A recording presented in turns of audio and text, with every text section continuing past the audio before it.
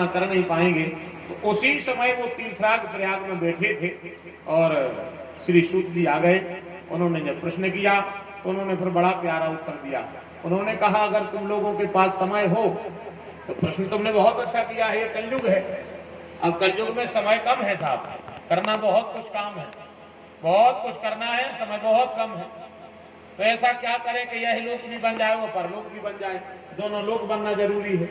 और फिर मैं तो ये कहूं, जो लोक बने चाहे बिल्कुल नहीं बने, परलोक बनना चाहिए। जो लोग बने नहीं बने कभी जरूरी नहीं, आज तक को बनो है और हमें लगा था कबू को बन है। जो लोग तो आज तक को नहीं बनो, मर गए बाप मतारी कर करके औलाद को। बाप ने कबू नए कपड़ा नहीं पहरे, बाप ने कबू जूता नहीं पहरे नए, बिना पन्ही के फटे वस्त्रों में कबू जीवन में फल के भोजन नहीं करे, कबू जीवन में फल के स्वाद का भोजन नहीं किया।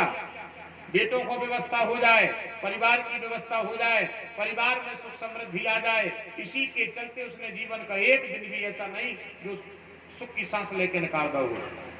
पूरी जिंदगी संतान के लिए कर करके मर गया पिता, और जब समय पर पिता आया तो बेटे ने आओ देखो नताओ, और बाप से कहते तुमने अपनी जिंदगी में करो का है।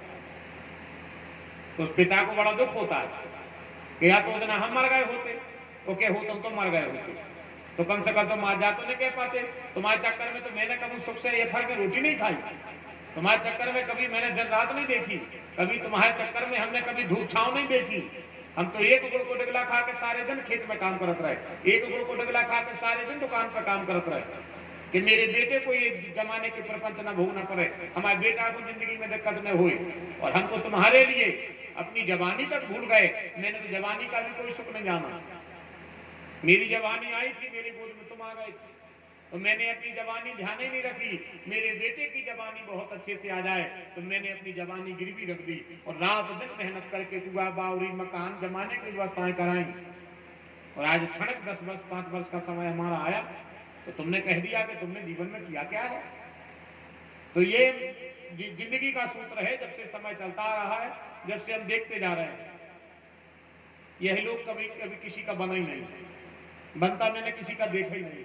अगर यह लोग बना होता तो माता पिता इतने परेशान नहीं होते। चिल्ला चिल्ला करके लोगों से कहना पड़ रहा है कि जिन माता ने पाल पोस करके पिता ने बड़ा किया है, अंत में माता पिता का बुढ़ापा बना दो।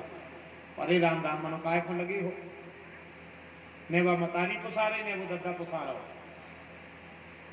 दो ही नहीं पुसा रहे, केवल अपनो घर बार और अपने मोनी मोड़ा और माए को, एक के अलावा कछु नहीं। जितवत्कार हो सो माए के में धर दे, जितो जो कछु हो सो मोनी मोड़ा को खुआ पे आ दे, दादा भाई को लोटा पानी में दीजो। वे तो केवल 3 से मतलब है, मोनी मोड़ा पति और खुद, इतनी जिंदगी बची है आज के आदमी, और को मतलब ही नहीं है। जबकि ये हमारा स्वभाव नहीं है। अगर ये भेद कभी माता पिता ने कर दिया होता तो तुम तो जब जिंदगी में थे आई न पाते, जब जैसी शादी हो गई होती, विचार करो जाता। तो यह लोग बनते मैंने किसी का नहीं देखा, तुम लोगों ने किसी का देखा हो तो भगवान जानता, मैंने किसी का बनते नहीं देखा। अंत में तो ये समय और शरीर दोनों चीजें आंखों में आंसू भराई देते हैं। समय भी कह देता है कि भैया हमने कही थी कि तना तना भजन कर चलियो, जो घर परिवार जो संसार जो कछु काम में नहीं आ है, और तुमने हमारी एक न मानी।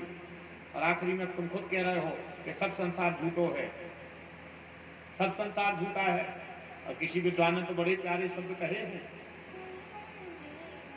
देख लिया संसार हमने देख लिया, देख लिया संसार हमने देख लिया, देख लिया संसार हमने देख लिया, देख लिया संसार हमने देख लिया, देख लिया संसार हमने देख लिया।